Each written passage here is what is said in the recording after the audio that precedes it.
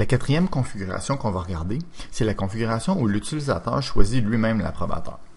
On utilise ce modèle-là dans des contextes peut-être plus simples où les TI ne gèrent pas nécessairement l'hiérarchie, soit qu'on n'a pas fait de lien avec un système externe qui contient l'information, ou soit que c'est de l'information qui, aujourd'hui, les TI sont pas capables de gérer. On sait que, par exemple, dans la haute direction, il y a 5 membres de la haute direction, puis il y a certaines requêtes qui demandent absolument une autorisation de la haute direction.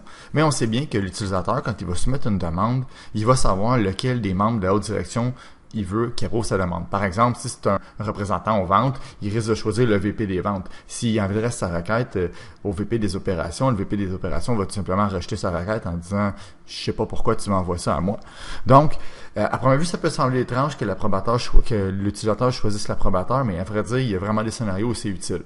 Donc, je vais vous montrer comment ça fonctionne. J'ai prédéfini un groupe d'utilisateurs que j'ai appelé la haute direction et j'ai mis 5 membres dans le groupe la haute direction. Ensuite, on va créer un nouveau type de demande de service que je vais appeler sélection de l'approbateur par l'utilisateur, qu'on va mettre visible par le web. On va ajouter une tâche d'approbation. Et cette fois-ci, on va choisir direct. On va choisir notre groupe, haute direction. Suspend la requête durant l'approbation comme à l'habitude. Donc ici, je choisis l'utilisateur doit sélectionner l'approbateur.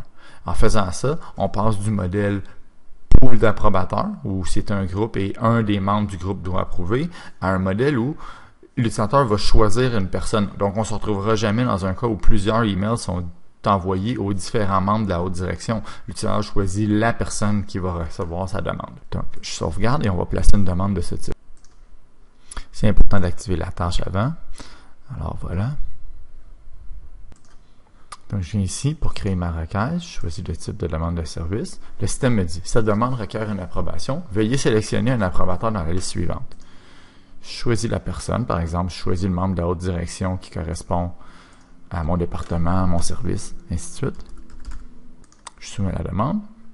Ici, on regarde la requête dans Octopus. On voit que notre requête est suspendue en cours d'approbation. On va dans l'onglet Tâches et on voit que la demande d'approbation a été effectivement assignée à Christine Durand, la personne que l'utilisateur a choisie.